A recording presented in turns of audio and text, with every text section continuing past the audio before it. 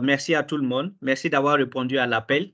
Nous savons que vous êtes nombreux à vouloir entendre ce grand monsieur qui nous fait l'honneur d'être notre invité ce soir, monsieur Adama Soro.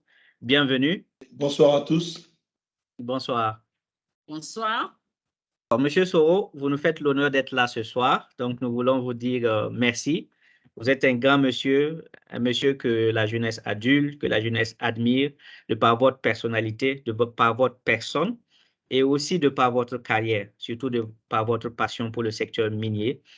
Merci d'être là ce soir pour échanger avec la jeunesse parce que nous savons que vous aimez travailler avec la jeunesse, vous aimez encourager la jeunesse et vous aimez inspirer surtout la jeunesse. Et merci d'être là ce soir. Je vous donne la parole pour nous donner votre mot d'ouverture. Bonjour, bonjour ou bonsoir, dépendant de là où vous vous trouvez à tous. Et bonsoir à Cyril et Valérie. D'abord, merci à AfriMind de m'inviter à partager quelques instants avec vous sur ce que je fais, et peut-être certainement ce que j'ai vécu aussi, où est-ce que je suis rendu, mais surtout parler du secteur minier, parler des carrières dans le secteur minier. Donc, je pense que peut-être vous pensez que c'est, comme tu l'as dit, c'est un honneur pour avoir, mais je pense plutôt pour moi de vous écouter et de répondre à vos questions. Toujours, je suis sûr que quelques minutes là, on va, en tout cas du mieux que je peux, répondre à votre question et on va chacun apprendre les uns des autres. Donc, je suis très content de faire partie de cet appel-là. D'accord. Merci, monsieur Soro. AfriMind a commencé avec un groupe d'étudiants qui ont commencé à s'interroger un peu sur la question minière en Afrique et de voir un peu comment ils peuvent éclairer leurs pairs sur certaines questions essentielles du secteur. Donc, ça a commencé avec un blog, donc un groupe d'étudiants qui se mettaient ensemble pour traiter de certaines questions essentielles du secteur minier, qui publiaient sur le blog et qui permettaient aux autres étudiants de lire et de s'informer. Et donc, le blog a évolué pour être un groupe, ce groupe que vous connaissez aujourd'hui, ce groupe qui s'est étendu sur plusieurs pays, en commençant par l'Afrique du Sud, jusqu'au Ghana, le Nigeria, la RDC. Et petit à petit, le groupe a commencé à s'étendre vers la communauté francophone de l'Afrique, bien sûr en Afrique de l'Ouest, avec la Guinée, le Mali et la Côte d'Ivoire très récemment. Je pense que nous avons nos amis et frères de la Côte d'Ivoire avec nous ce soir. Et tout récemment, le Burkina Faso. Donc, qu'est-ce que c'est que AfriMind? AfriMind, c'est juste une initiative, c'est un groupe de jeunes passionnés du secteur minier qui se préoccupent du secteur minier, de sa contribution pour notre continent, qui cherchent à travers, en tout cas, des moyens non lucratifs, de dédier leur temps, leurs énergies, leur passion et leur cause à la mise en valeur de la beauté de l'industrie minière en Afrique. Donc, AfriMind a 3 piliers. Le premier qui est la construction d'une communauté de jeunes à travers le continent et bien sûr au-delà même du continent. Donc, une communauté de jeunes à travers le monde, de jeunes professionnels, jeunes étudiants qui s'identifient à travers leur passion commune pour le secteur minier et comment ils peuvent, chacun en tant que jeune, contribuer au développement du secteur et bien sûr augmenter la contribution du secteur au développement de notre continent. Le deuxième pilier, c'est le pilier de changement de mentalité. Parce qu'à AfriMind, nous croyons que le secteur minier peut véritablement contribuer au développement de notre continent. Mais cela se fera si et seulement si nous arrivons à changer les paradigmes, si nous arrivons à changer la manière dont nous regardons ce secteur minier. Donc, nous voulons contribuer à éliminer les discours négatifs, à éliminer un peu les opinions négatives sur le secteur minier et à faire voir la beauté et l'ampleur, la diversité de la contribution de ce secteur au développement de notre continent. Et le dernier point qui est la construction d'un pont qui essaie de mettre en relation mettre en échange les différents jeunes à travers le continent pour que chacun puisse partager son expérience, pour que nous formions un réseau de jeunes forts, passionnés, parce que nous sommes les leaders du demain, nous sommes les leaders du secteur minier de demain. Et donc, comme je le disais tantôt, à travers notre deuxième pilier, nous essayons de changer les paradigmes, de changer les regards sur le secteur minier, mais nous essayons aussi et surtout de susciter de nouvelles carrières dans le secteur minier, parce que nous avons de plus en plus des jeunes qui se forment dans le secteur, mais il faut que nous allons chercher jusqu'à la base. C'est pourquoi à AfriMine, nous essayons aussi de toucher nos petits frères dans les écoles primaires, dans les lycées, et où nous allons et essayons de leur parler du secteur et bien sûr de leur parler de comment ils peuvent entreprendre une carrière réussie dans le secteur minier. À AfriMine également, on essaie de contribuer à travers la formation des jeunes, la formation de nos petits frères.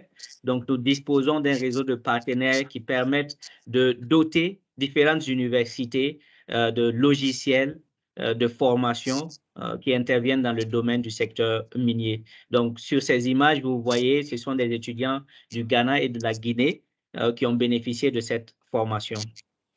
Et nous avons bien sûr le Career in Mining Conversation, qui est ce pourquoi nous nous rencontrons ce soir, où nous invitons nos aînés, nos grands frères, nos dévanciers, nos mentors à venir échanger avec la jeunesse pour nous inspirer, pour nous donner des conseils, pour nous partager leur expérience afin que nous puissions également avoir une très bonne carrière, une carrière réussie dans le secteur et surtout contribuer de manière plus efficace au développement du secteur en Afrique.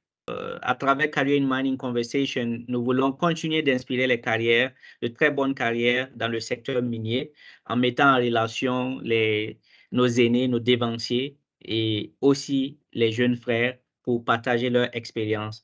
Donc, vous voyez, il y a un certain nombre d'activités, un certain nombre de Career in Mining Conversation qui ont déjà été initiées. Mais depuis le début, ça se passait en anglais.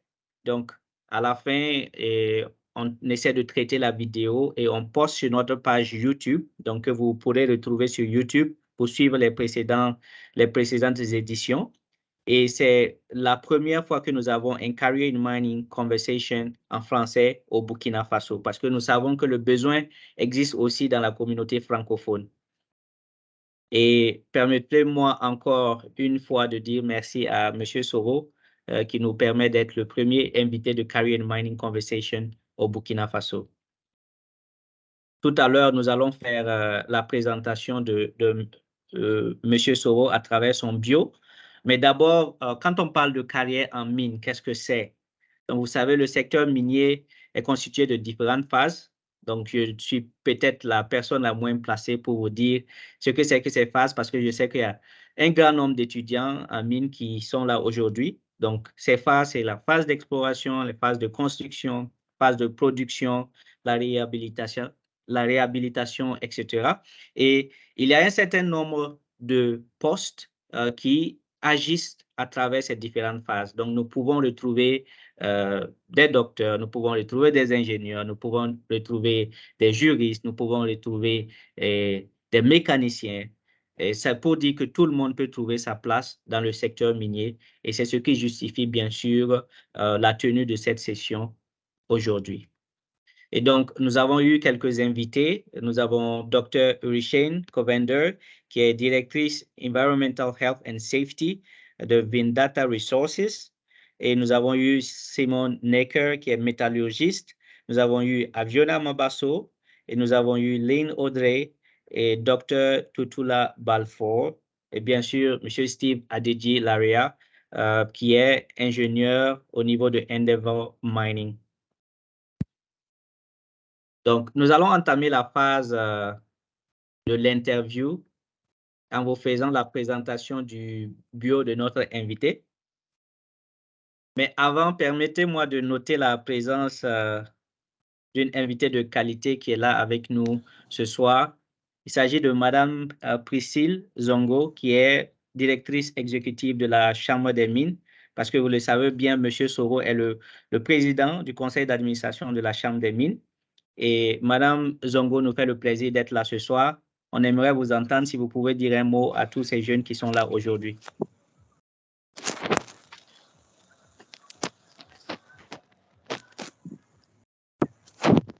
Bonsoir tout le monde, bonsoir les participants à cette conférence. Le plaisir est pour moi de participer et de suivre. Et vous pouvez être assurés que, ensemble avec le président de la Chambre des mines, tout ce qu'on peut faire pour appuyer votre initiative dans ces différents axes, nous le ferons. Merci. Merci bien, Madame Priscille. Alors, qui est Monsieur Soro Adama?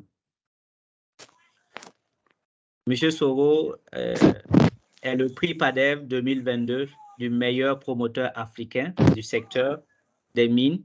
Le prix a été reçu tout récemment au Rwanda, à Kigali. Monsieur Soro est président de la Chambre des mines du Burkina. Il est aussi président de la Fédération des chambres des mines de la CEDEAO et FEDCOM. Monsieur Soro a 47 ans. Il a été membre.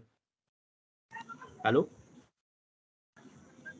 Il a été membre du conseil d'administration et président de la commission RSE et communication depuis 2016 de la Chambre des mines, avant d'être élu par ses pairs à la tête de la fêtière des sociétés minières du Burkina Faso.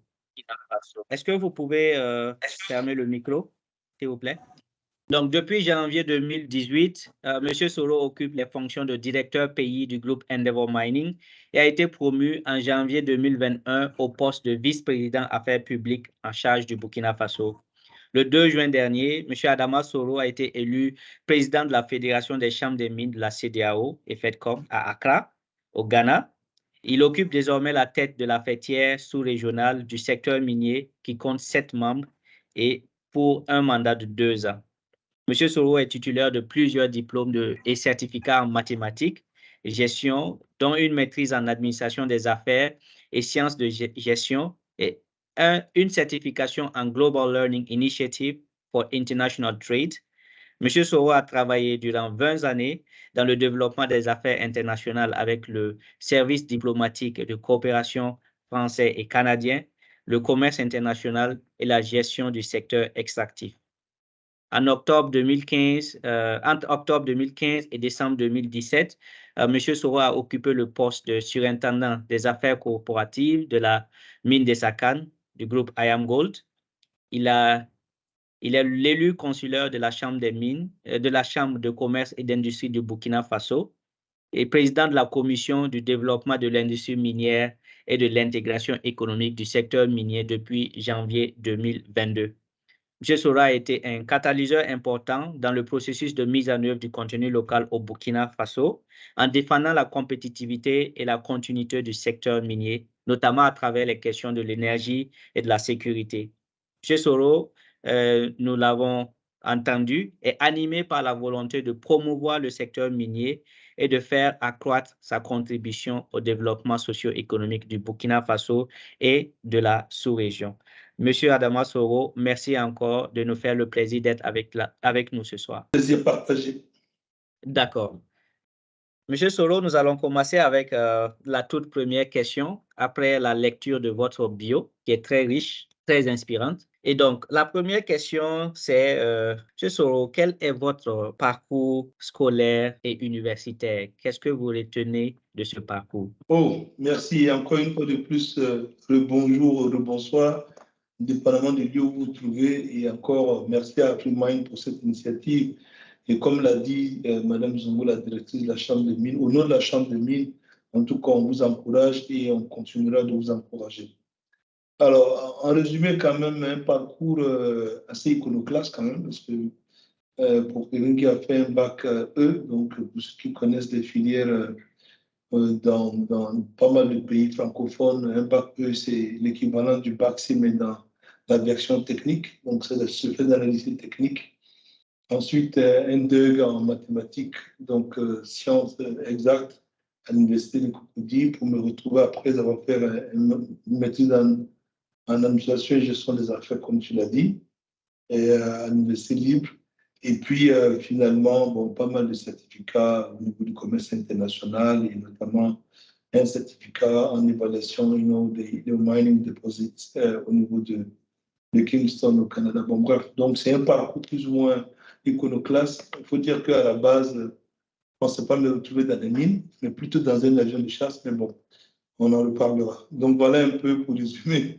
Et c'était donc un parcours géographiquement la Côte d'Ivoire pour l'essentiel, donc tout ce qui est primaire et secondaire, et ensuite universitaire aussi pour une partie, et le Burkina, et puis le Canada. Voilà un peu résumé géographiquement les aires où j'ai un peu tourné pour la formation.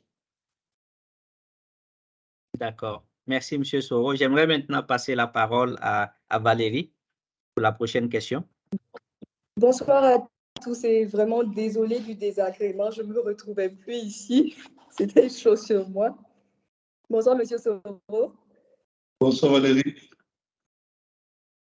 Alors, pour vous prendre en même temps, j'aimerais bien savoir, de la filière mathématiques à président de la Chambre des mines, comment s'est passée la transition? Parce que nous aimerions savoir, et là, d'habitude, on s'attend à voir des personnes qui ont un lien avec ce domaine, occuper un poste pareil.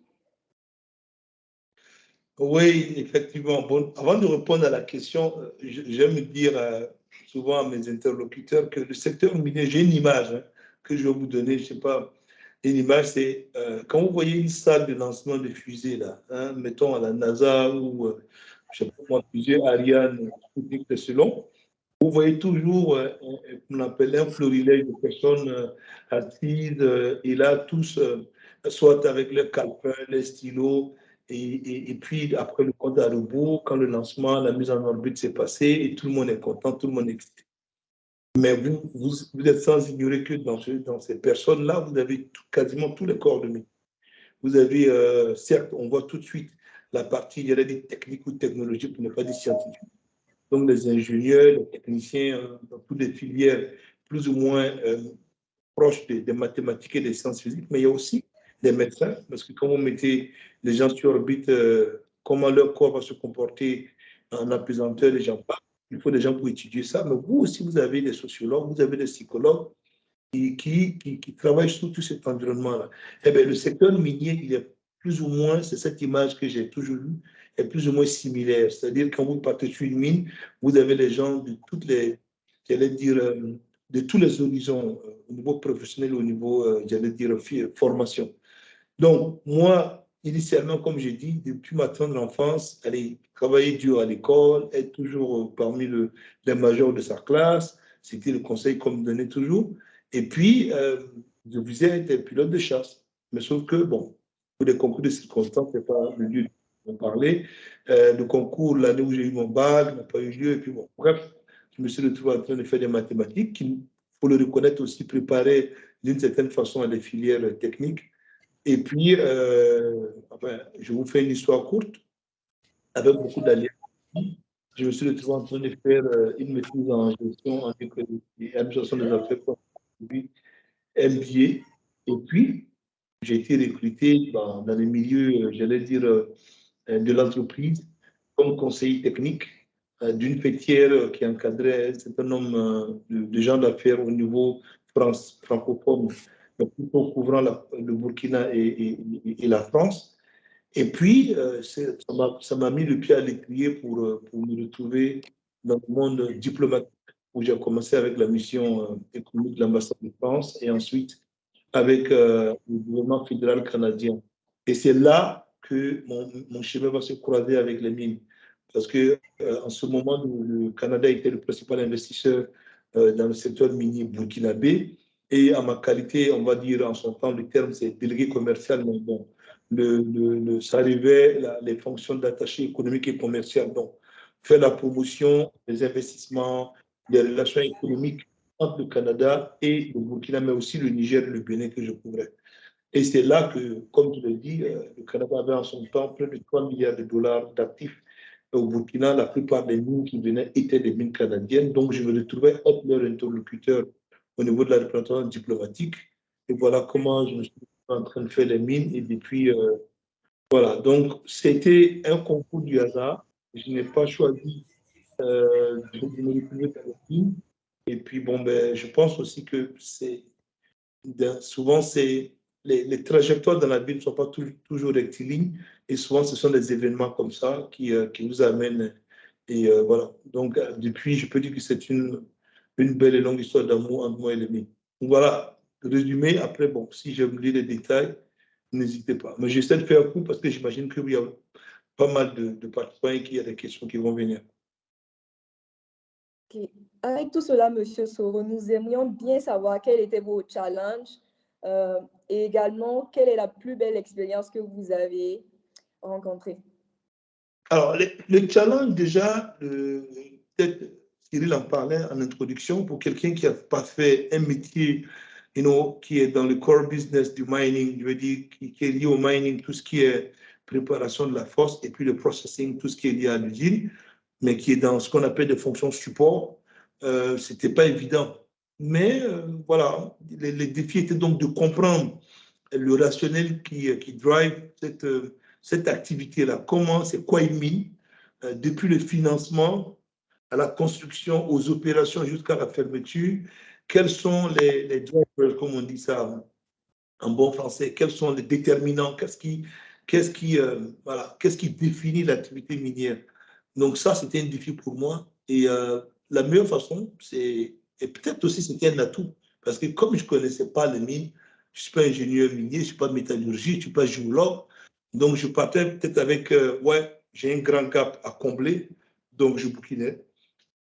La plupart de ce que j'avais comme fond, je mettais dans les livres.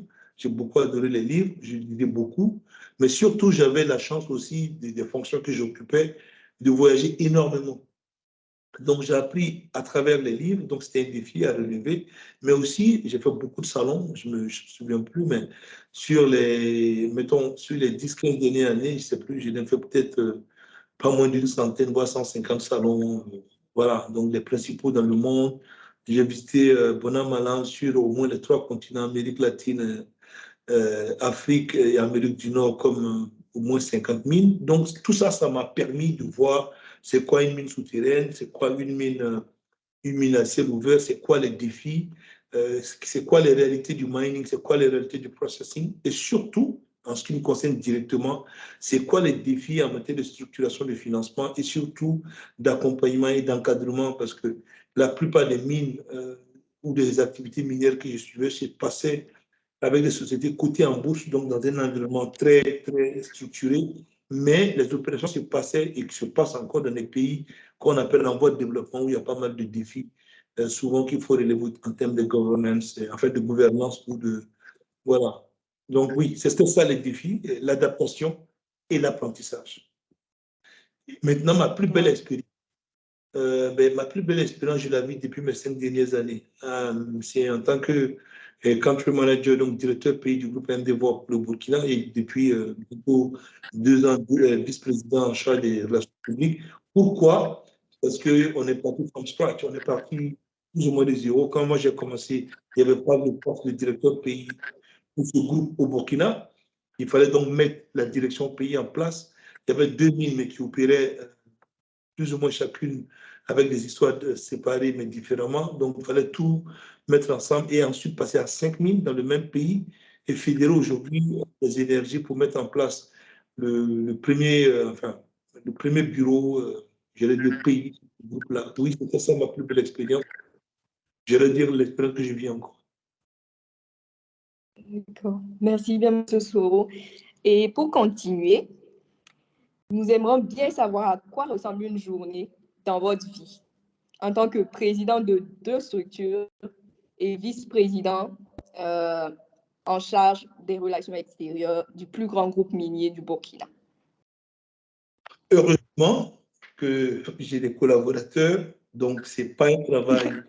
Je dois être le premier personnage avec une équipe, et il y a une belle équipe d'ailleurs, de belles équipes. Parce que, comme vous l'avez dit, au niveau d'abord de Endeavour Mining, il y a toute une équipe dont on a un bureau pays avec le directeur de service, des directeurs des départements, donc, parce que là aussi, je suis directeur général de l'entité qui pilote le bureau pays, mais il y a une belle équipe, donc je n'ai pas de souci. Et puis ensuite, au niveau de la Chambre des mines, comme l'a dit Cyril et vous l'avez entendu, on a une directrice exécutive qui me soulage énormément parce que peut-être on ne l'a pas suffisamment dit pour les filles et les femmes qui sont en ligne. Madame Zongo est une des pionnières quand même du secteur minier, avec un peu plus d'une quinzaine d'années. Et donc, voilà, énormément pour la Chambre des mines, heureusement. Donc, je suis un bon président du conseil d'administration. Les dossiers sont bien préparés, donc voilà. Voilà, avec les équipes exécutives, donc ça se passe bien.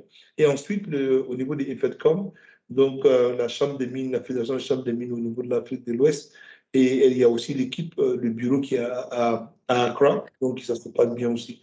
Donc, ma journée, et ça, évidemment, ça commence par Endeavour, parce que là, j'ai 4 mines au niveau du même pays. Et puis ensuite, comme on appelle, j'ai, à partir de coups de fil avec la direction exécutive, le cas échéant, on fait le point sur les dossiers.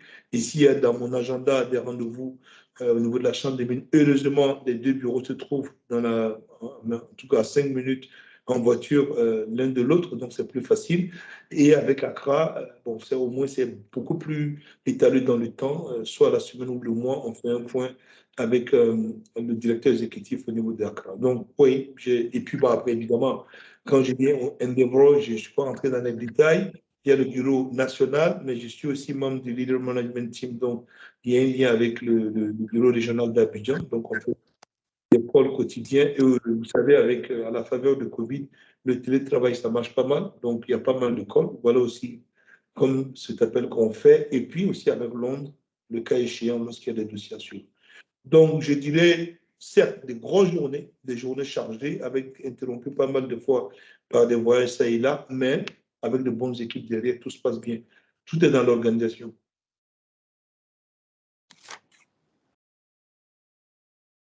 D'accord. Merci bien, Monsieur Soro, vraiment inspirant.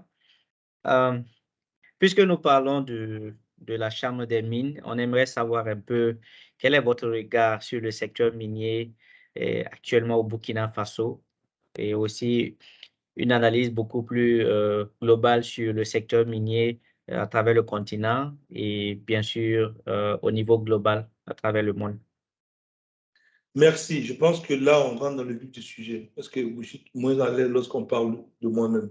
Là, on rentre dans le sujet où je suis beaucoup plus à l'aise.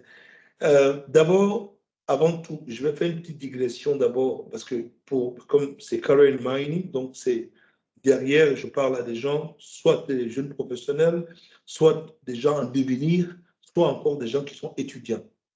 Il faut comprendre une chose. Je le disais à l'équipe qui était venue au bois d'Afrimine, que quand on dit agriculture, avec tous les métiers qui sont liés à l'agriculture, enfin, je veux dire, ça coule de sens, quoi. C'est normal, oui, bon, parce qu'on a besoin de l'agriculture tous pour.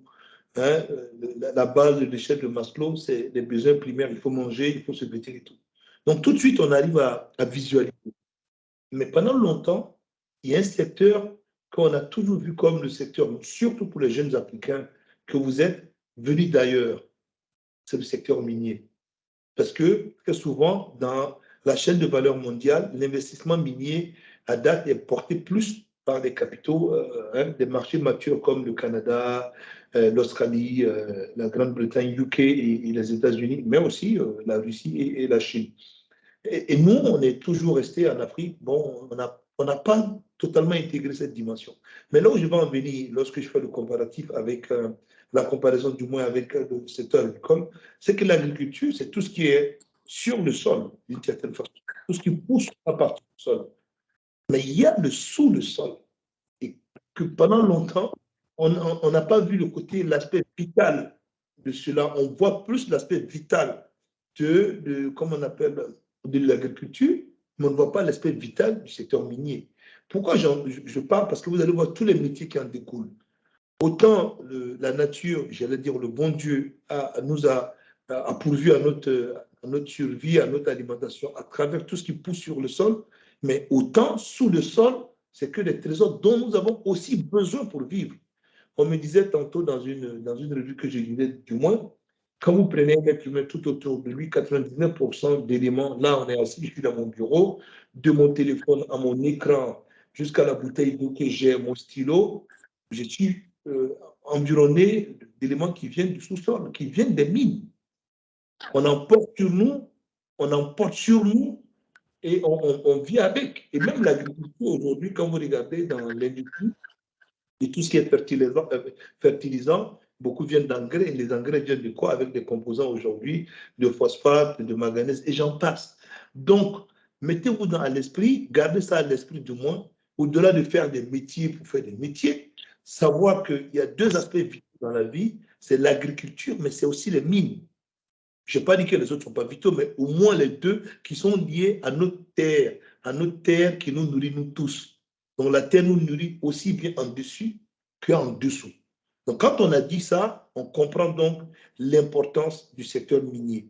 Et la beauté, pour ne pas dire la magie du secteur minier, c'est, je caricature souvent en une phrase, c'est comme la nature a bien caché un trésor, il faut aller le chercher. Donc imaginez-vous toute l'intelligence humaine et surtout toute la transversalité de l'activité minière. C'est pour ça, pour faire des mines, ce n'est pas que les géologues ou les métallurgistes ou encore ceux qui font les pits, donc les forces des ingénieurs miniers. Non, il y a tout cet environnement-là. Comment on appelle la mythologie des roches s'est formée au cours du temps. Et comment aujourd'hui, avec les défis que nous connaissons, par exemple, climate change, le changement climatique, comment opérer sans mettre en danger l'avenir comment on appelle, les générations futures, donc le lien avec tout ce qui est développement durable. Donc, plus le temps passe, plus il y a de bouches à nourrir, plus il y a de gens à prendre soin sur la terre des hommes, plus le métier minier devient encore pour moi, avec plein de défis, mais plus passionnant. Ça veut dire que le minier d'il y a 200 ans n'est pas le minier d'aujourd'hui, ne sera pas le minier de demain. Vous voyez, aujourd'hui, on parle de l'IA. Aujourd'hui, l'IA prend un rôle beaucoup important. Et pourquoi tantôt je comparais le secteur minier avec le secteur comme le lancement de fusées? C'est parce que c'est à la fine pointe de la technologie, contrairement à ce que les gens peuvent penser. Beaucoup de technologies aussi sont parties du secteur minier. Quand vous regardez aujourd'hui les grandes avancées dans l'automation, donc je vais dire l'automatique, hein, l'automation c'est en anglais plutôt, tout ce qui est, voilà, contrôler les équipements à distance, mais beaucoup viennent du secteur minier, hein, avec les joysticks, comment commander des grosses machines. Aujourd'hui, pour faire que ce soit du drilling, enfin, du forage, que ce soit les chevaux pour transporter le minerai d'un point A à un point B, c'est beaucoup de défis. Donc oui, le secteur minier aujourd'hui est un secteur qui est un secteur d'avenir, mais qui est un secteur vital. C'est-à-dire que plus longtemps que l'être humain va vivre, autant il a besoin de l'agriculture, autant il a besoin des mines. Parce qu'il y a un lien intimement lié à la survie même de l'homme. Je ne sais pas si j'ai répondu à la question, c'est pour ça que je m'excuse dans l'introduction de faire une digression. Mais pour moi, il était extrêmement important que vous le compreniez. Voilà. Parce que quand on vous dit qu'un métier comme l'agriculture est important, évidemment, et le marché comment on appelle, l'agriculture est un marché qui est pérenne. Parce qu'aussi longtemps qu'on va vivre, il faut qu'on mange. Et donc, de la même façon, il faut qu'on ne se nourrit pas que de ce qui est sur le sol, on se nourrit aussi de ce qui est sous le sol. Tout à fait, M. Soro. Et à travers vos propos, on a entrevu la dimension de l'importance que peut avoir le secteur minier, et au-delà même du secteur minier, tous les autres secteurs connexes. Selon vous, quel rôle peut jouer la jeunesse, les jeunes, pour le développement de ce secteur, notamment au Burkina Faso? Oui, c'est vrai que la question, oui. Pour revenir à ça, quand vous regardez, comme je l'ai dit, c'est un secteur, aussi longtemps qu'on vit, on en a besoin. Donc, ça veut dire que les jeunes et les défis, plutôt, voilà, c'est là que ça devient intéressant, les défis sont changeants dans le temps et dans l'espace. Par exemple, vous prenez au niveau environnemental, une mine, voilà, vous avez une fosse ou des fosses, vous avez une usine, et puis vous avez un parc à résidus ou des parcs à résidus. Le défi aujourd'hui sur la tension, la pression sur les airs, les terres, du moins, autant pour moi, fait qu'il y a une dynamique où on essaie de réduire autant que faire se peut des parcs à résidus. Donc, travailler dans des environnements beaucoup plus restreints et avoir le moins d'impact possible. Donc, les défis sont nombreux. Ce qui fait que les jeunes aujourd'hui, surtout les jeunes africains, ne devraient pas voir métier-là comme un métier, certes, une activité de mine, elle est limitée dans le temps et dans l'espace, du fait du gisement, c'est comme ça, mais il n'empêche que le besoin est pérenne, comme le lié à l'agriculture. Donc, les jeunes de maintenant, surtout les jeunes africains que vous êtes, vous ne devez plus voir le secteur minier comme un secteur qui vient d'ailleurs. C'est un secteur africain, comme c'est un secteur, enfin, je l'ai dit, c'est un secteur mondial. Dans chaque pays, il y a des mines. En fait, il peut y avoir des mines, dépendamment des métaux qu'on a. Donc, il ne faudrait pas laisser ces métiers liés au secteur minier, notamment pour la jeunesse africaine, parce que quand on regarde aujourd'hui, il y a beaucoup de métiers encore dans le secteur minier en Afrique où on n'a pas une certaine demande et offre, autant pour moi, on a une demande, mais on n'a pas l'offre qu'il faut. Donc, il y a une adaptation des formations et vous devez intégrer ça déjà. Et surtout, l'autre point, il y a tellement de choses que j'ai envie de vous dire, et tellement l'autre point que ce n'est pas spécifique. Je l'ai dit tantôt, ce n'est pas parce que c'est des métiers d'ingénieur, la métallurgiste ou le métallurgiste ou le géologue et tout. Non, il y a des métiers connexes, le géologue, le sociologue, le géographe, l'historien, le planificateur, l'économiste, l'informaticien. Hein, il y a une grande dimension IT dans le secteur minier que vous ne pouvez même pas imaginer. Donc, oui, il y a tous les métiers que vous pouvez imaginer. À 90% de chances de se retrouver un métier utilisable dans l'activité minière. Donc, ne négligez pas à ce niveau-là. Maintenant, l'autre élément que je vais dire, il y a des métiers, pendant longtemps, nous n'avons pas eu d'offre de formation, hein, surtout les métiers plus techniques, pointus. Mais ce qui est bien dans le secteur minier, au-delà de la formation sur les bancs, il y a beaucoup d'une dimension pratique dans le secteur minier. Aujourd'hui, vous avez des foreurs qui sont partis de, je l'ai dit, niveau CEP pour prendre le cursus francophone, qui sont aujourd'hui des foreurs ou des foreurs très, très performants et même beaucoup moins. Pour peu qu'ils savaient lire et écrire aujourd'hui, c'est des métiers aussi où on apprend beaucoup sur le terrain. Et l'autre point aussi, pour vous les jeunes qui vous intéressez au secteur minier, n'allez pas avec le dogme du diplôme. C'est bon d'avoir le diplôme, mais il faut toucher la réalité. Hein, il ne faut pas rester dans l'esprit, bon, moi j'ai fait, je ne sais pas moi, j'ai fait Point-Chaussée de Paris, j'ai fait Kingston de machin. Non, il faut aller toucher la réalité. Et c'est ça souvent qui manque. C'est un mindset bon, qu'on voit plus dans les sphères anglo-saxonnes, beaucoup moins dans nos sphères francophones, qu'il faut acquérir aussi. Il faut être pragmatique. Vous pouvez venir avec votre diplôme d'ingénieur. Si vous restez dans vos bureaux lorsque vous allez sur la mine ou bien à Ouagadougou, à Abidjan, je ne sais où, vous n'allez rien apprendre. Mais si vous arrivez, vous allez trouver un aide-foreur qui, lui, n'a pas votre diplôme, mais sur la pratique, la réalité, il y a des choses qu'il a à vous apprendre. Donc, soyez humble déjà dans la tête, soyez en mode éponge, il faut absorber pour pouvoir restituer. Donc, bon, le temps est vraiment court, donc je ne peux pas rentrer dans tous les détails, mais ce que je peux dire, c'est vraiment ça. L'autre élément, peut-être rapidement pour terminer là-dessus, il y a beaucoup de métiers qui encore ne sont pas suffisamment imprégnés par nos jeunes.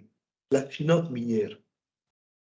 Oui, une chose est du fait de la finance, hein, dans nos entreprises ici, mais la dimension, parce que vous prenez, je parle pour dans nos pays, par exemple, dans l'espace UEMOA, c'est le Cisco-ADA, le système comptable, mais ces compagnies sont cotées en bourse. Donc, c'est le système IFRS qui est international.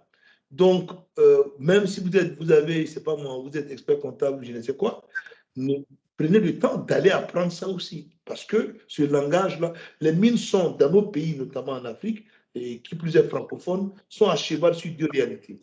C'est des sociétés cotées en bourse dont les maisons mères se trouvent à Londres, à Toronto, à New York ou encore à Perth, à Sydney. Et puis, les opérations se trouvent ici, à Ouagadougou, enfin, je veux dire au Burkina, en Côte d'Ivoire, au Ghana, au Mali, j'en passe. Donc, vous êtes toujours confrontés. C'est pour ça que, d'ailleurs, la dimension anglaise, en termes de langue, est extrêmement importante. Donc, si vous voulez réussir dans le secteur minier, vous devez être quelqu'un qui est ouvert, vous devez au moins comprendre l'anglais, je suis désolé de le dire, c'est une réalité. Et puis, vous devez être quelqu'un qui met ses certitudes à côté du moins, et puis qui va au cambouis, quoi, voilà, qui n'hésite pas à aller, parce que c'est un métier aussi de terrain. Certes, il y a de la stratégie, mais il y a beaucoup de choses que vous apprenez avec le terrain. Pourquoi je le dis? Aucun gisement n'est pareil. Même sur la même mine, vous avez deux forces leur réalité, leur topologie, leur lithologie, leur géologie, leur géotechnique, même au niveau laboratoire, leur géochimie n'est pas la même. Voilà, donc l'approche ne va pas être la même. Donc j'espère avoir répondu à la question. Un peu long, mais bon. Monsieur Soro, je crois qu'on va rester toujours sur le domaine formation et orientation pour les étudiants. J'aimerais bien savoir quelle est la politique des stages pour les étudiants. Par exemple, je prends un exemple. Je suis une étudiante qui est en quête de formation et de stage dans une industrie minière. Qu'est-ce qui peut se passer pour moi? Je dois moi-même rechercher mon stage après ou carrément et la Chambre des mines a un programme qui compte aider ces étudiants-là, par exemple. Oui, je pense que la Chambre des mines, on a des conventions avec certaines écoles et universités. La directrice exécutive elle-même est sur le conseil d'administration de certaines écoles et on a même fait une approche avec l'administration pour trouver des candidats où on place des étudiants. Mais par contre, laissez-moi faire quand même une petite observation. La difficulté, ou enfin, pas la difficulté, le défi que rencontre le secteur minier en termes de stage, c'est que pendant longtemps, on a eu longuement une inadéquation entre les formations et les réalités du secteur minier. Il y a beaucoup de formations qui se trouvent dans... Il y a deux. D'abord, l'inadéquation de certaines formations avec la réalité du monde minier. Mais deuxièmement, c'est un défi géographique, puisque les mines, c'est des enclaves d'une certaine façon, voilà, industrielles. Et ils se trouvent dans des endroits très éloignés de nos villes. Donc, trouver un stage dans les finances, peut-être dans les grandes villes, c'est plus facile. Mais sur la mine, bon, on n'accède pas à une mine comme on accéderait, voilà. Donc, il y a des conditions d'accès et tout, c'est normal. Et c'est la condition de vie. Il y a des règles de vie. Donc, on est souvent limité parce que quand vous dites un stage sur une mine, un site minier, ça veut dire qu'il faut prendre le stagiaire en charge au niveau de son hébergement, au niveau de sa nourriture, au niveau de son... Voilà, il doit vivre dans la réalité de la mine. En plus, on a des contraintes souvent, bon, ça c'est beaucoup plus facile à gérer. Au niveau HSU, il faut faire des inductions, il faut que la personne sache comment on vit dans un environnement minier. Donc souvent, ça limite la capacité. Mais bon, de plus en plus, on arrive à avoir des systèmes qui font des placements dans des systèmes de rotation. Et surtout lorsqu'on a plusieurs mines dans le même pays, ça devient beaucoup plus facile. Donc la politique aujourd'hui, c'est de trouver avec les écoles plutôt les gens qui sont soit qui veulent faire des soutenants pour terminer leur mémoire, parce que ça aussi, si vous faites de la géologie, vous faites des métiers purs, comme ça s'appelle, qui sont dans le core business du secteur minier, si ce n'est pas une mine, vous ne pouvez pas faire votre stage ailleurs. Donc ça devient un facteur limitant pour vous. Donc là, la Chambre des mines intervient aussi en collaboration avec le ministère pour pouvoir placer des étudiants qui sont en fin soit qui doivent soutenir pour leur BTS, leur mémoire, et en plus travailler.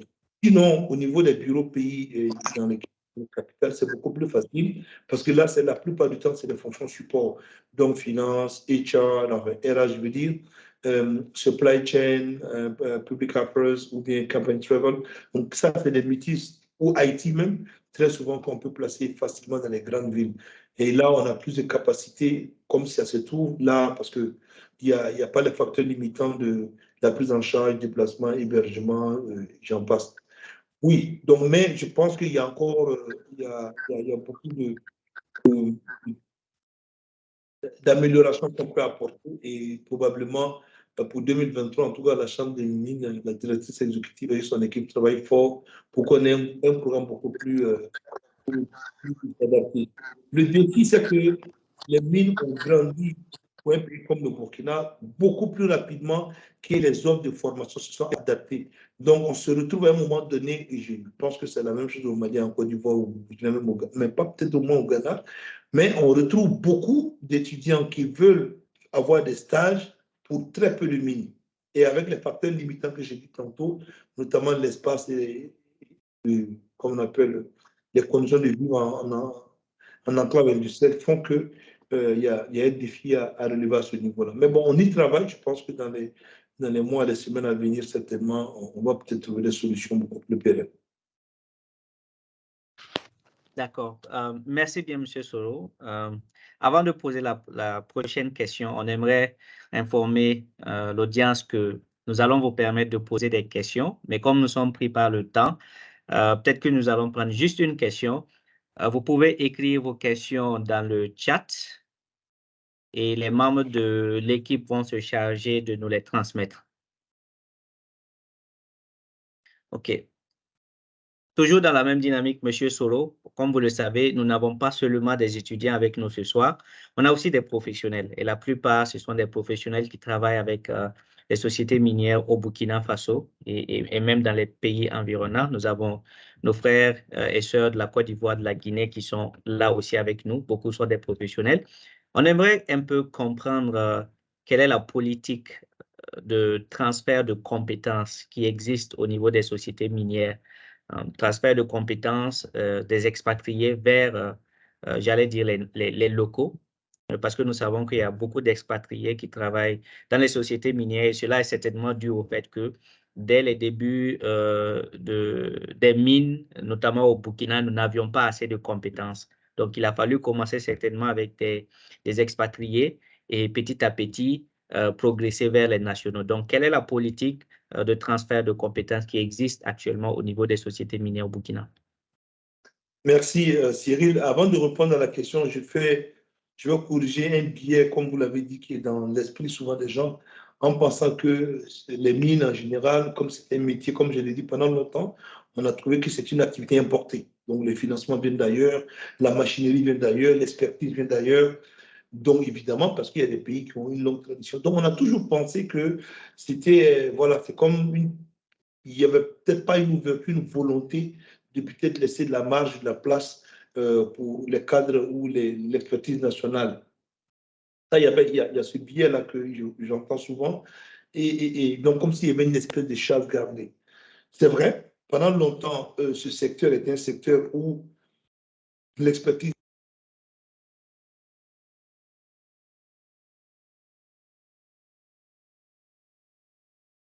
Allô? Allô? Le micro de M. Soro est coupé. Il est en mute. Oui, votre micro est fermé, M. Soro. Allô, désolé. Alors, vous étiez arrêté à quel niveau? Pour que je puisse, quand je dis, alors bref, donc je reviens à la... Oui, allez-y. Il dit qu'on reprend au début. OK. Le début, oui, donc, c'est mieux. la question des plans de relève que Cyril a posée, donc je vais répondre. Je dis non, mais avant de répondre, je vais corriger un biais quand même qui est dans beaucoup d'esprits souvent.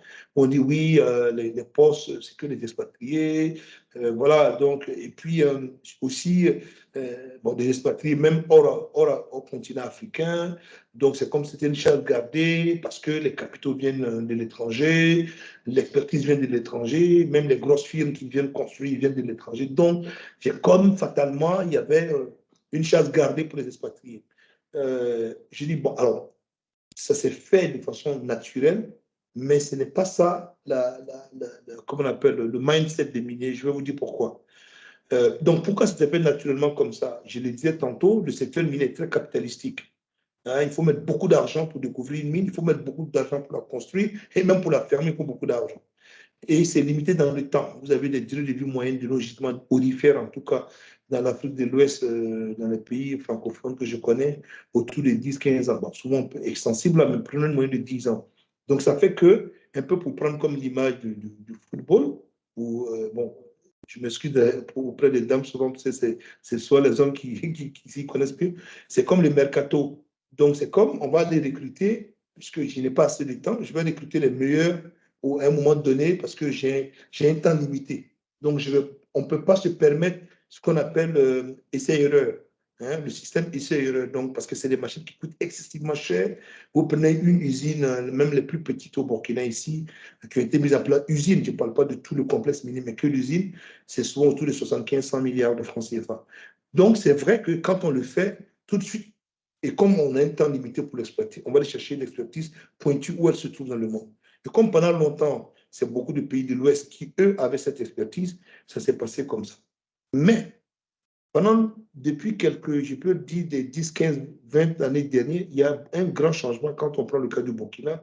Pendant longtemps, il y avait des métiers liés aux sciences exactes, parce que dans nos universités, on avait des sciences exactes, notamment les SVT, donc on avait beaucoup de géologues, mais on avait peu de métallurgistes, des techniciens pratico-pratiques, on en avait peu, les ingénieurs miniers, quelques-uns avaient été, mais on n'avait pas beaucoup. Mais depuis, on commence à avoir un changement. Maintenant, pour répondre à la question de Cyril, qui est les plans de relève, c'est la question des plans de relève. Fondamentalement, les mines aujourd'hui sont orientées vers les plans de relève. Pourquoi? Et pour deux raisons. La première raison est une raison économique. Il est plus simple de prendre, économique et social. Il est plus simple de prendre un Ivoirien pour travailler en Côte d'Ivoire, un Burkinabé au Burkina. D'abord, il est chez lui, il connaît le contexte, et puis il n'a pas les coûts liés à l'expatriation. Les coûts liés à l'expatriation, il faut faire voyager l'expatrié. Vous savez que dans le secteur minier, c'est un système de rotation. Quelqu'un qui fait du 6-3, 6 semaines sur le 6-3 semaines avec sa famille, il se trouve en Australie, il faut le ramener chez lui. Donc, ça fait beaucoup de billets d'avion, les assurances qui vont avec. Il n'est pas chez lui, et patati et patata. Donc, il y a tout un coût lié à l'expatriation. Donc, ce qui fait qu'une mine, naturellement, va avoir la vocation d'avoir des employés locaux. C'est parce que, comme je l'ai dit, du fait de l'avènement du secteur minier dans notre pays et avec le peu de compétences d'un certain niveau très expert, qu'on s'est trouvé avec les expatriés. Mais toutes les mines aujourd'hui ont un plan de relève. Donc, pour la première raison dont j'ai dit, c'est-à-dire que c'est plus rentable pour elles d'avoir des locaux qualifiés qui peuvent faire le boulot que d'aller chez les expatriés. Secondo, c'est le plan, et c'est aujourd'hui une des conséquences de l'évolution de notre monde. C'est ce que vous voyez avec la Covid et tout. On a vu que déplacer, je peux vous dire, moi qui ai géré 5 mines ici au Burkina pendant la Covid, ce n'était pas évident. Avec les restrictions sanitaires, il faut faire venir quelqu'un, il n'y a pas de vol, et les villes sont en quarantaine, les pays sont en quarantaine, c'était compliqué. Et quand les gens venaient, il fallait les mettre au niveau de la capitale en quarantaine pendant 2 semaines, c'était compliqué. Mais pourtant, ceux qui travaillent dans le pays, c'était moins compliqué. Donc, pour toutes ces raisons, l'évolution naturelle, c'est que de plus en plus, les mines vont aller chercher l'expertise localement. Et bon, je ne vais pas faire comme je parle aujourd'hui en tant que président de la Chambre des mines, mais vous prenez un groupe comme Endeavour qui a 6 mines dans 3 pays africains. Aujourd'hui, on a même une expatriation sous-régionale. Vous avez des Ivoiriens qui viennent travailler au Burkina pour la même compagnie et des Burkinabés qui vont travailler au Sénégal pour la même compagnie et inversement. Donc, aujourd'hui, il y a une possibilité, aujourd'hui, même pour les jeunes que vous êtes, de faire de l'expatriation, même tout en restant dans la sous-région ou encore en Afrique. Donc, oui, il y a des plans de relève pour de bonnes raisons, parce qu'il est mieux d'avoir de l'expertise locale. Ça revient moins cher, je parle au sens du coût lié à l'expatriation. Et ensuite, c'est beaucoup plus, c'est des gens qui connaissent l'environnement. Et vous savez, pendant longtemps, même pour envoyer des expatriés, il y a des compagnies minières qui avaient ce qu'on appelait les cours d'interculturalité. Parce que quand ils viennent, il faut qu'ils apprennent que localement, quelles sont les réalités, pour ne pas faire qu'il n'y ait pas de mauvaises interprétations et qu'il y ait des clashs, soit avec les communautés. Donc, pour vous, les jeunes Africains, je pense que, voilà, la porte est ouverte, mais ça prend aussi beaucoup de rigueur. Ça aussi, c'est l'autre élément que j'allais dire. Les cadres nationaux, et c'est pour ça que nous, on essaie de donner l'exemple, les cadres nationaux auxquels des grands groupes ont fait confiance, il faut qu'on donne l'exemple. Il ne faut pas tomber souvent ce qu'on nous reproche, je vais vous le dire franchement, une forme j'allais dire, de laisser aller. Voilà. Il faut de la rigueur. Surtout le secteur minier, ça ne s'accommode pas de laisser aller, pas du tout. C'est un secteur extrêmement exigeant. C'est un secteur où vous travaillez dans des environnements qui sont avec beaucoup de défis de santé, sécurité au travail. C'est pour ça que toutes les mines ont ce département-là. Donc, il faut être très rigoureux. Il faut donner l'exemple. Donc, si on fait confiance, et je l'espère pour beaucoup d'entre vous, on fait confiance, vous êtes superviseur, demain, coordonnateur, maître, comme on appelle, manager, et j'en passe, vous devez donner l'exemple. Donc, nous, on se fait un devoir d'essayer de donner l'exemple pour que ceux qui, parce que ce n'est pas évident, mettez-vous à leur place. Si des gens sont à Londres, sont à Perth, sont aux États-Unis, mettent leurs capitaux, beaucoup d'argent dans un pays, vous font confiance dans votre pays, et si à un moment donné, vous n'êtes pas loyal, vous n'êtes pas performant, vous ne donnez pas le bon exemple, ce n'est pas bien. Donc, il y a des plans de relève pour de bonnes raisons. Ce n'est même pas pour faire plaisir, c'est pour de bonnes raisons. Aujourd'hui, de plus en plus, beaucoup de mines, des directeurs de mines sont burkinabé pour ce que je sais au niveau du Burkina. Je sais déjà sur peut-être, j'en connais au moins 3 directeurs de mines. Les directeurs pays n'en parlons pas et aujourd'hui même à des postes de vice-président et j'en passe. Donc oui, les gens vont faire de l'emploi local, mais de l'emploi local qualifié. Voilà. D'accord. Merci, M. Soro. Ça fait plaisir de voir M. Soro. Moi, j'ai connu M. Soro dans les années vers 2014-2015, quand il venait en Abitibi-Témiscamingue au Canada, ici, avec les délégations internationales. C'est une fierté pour moi de le retrouver ici. Et puis, en fait, moi, ma question, c'est nous qui sommes à l'étranger là, et qui gravitons autour du secteur minier, on veut rentrer un jour chez nous pour contribuer au secteur minier, à l'essor du secteur minier africain. Donc, c'est quoi, je dirais, c'est quoi le chemin à suivre là? Oh, OK, merci Hugues, plaisir de te revoir. Effectivement, le secteur minier, je veux dire la chose telle que je le pense et telle que ça s'est reflété, je pense, par une certaine réalité. Pendant longtemps, même certaines compagnies, prenons le cas du Burkina, ont fait des campagnes à travers la Chambre des mines au niveau du Canada, des États-Unis, pour aller chercher aussi cette compétence qu'on a dans la diaspora. Parce qu'aujourd'hui aussi, c'est vrai que tous n'ont pas la chance d'aller faire des études au Canada ou aux États-Unis, mais c'est un plus aussi que vous avez, parce que l'interculturalité dont je parlais tantôt, vous avez... Alors, comment ça se passe? Tantôt, Valérie m'avait posé la question une de mes journées. Si je prends une de mes journées, un niveau, je parle à des équipes locales sur les mines, les 4 mines que nous avons au Burkina, au Bureau national à Ouagadougou, donc dans un contexte burkinabé.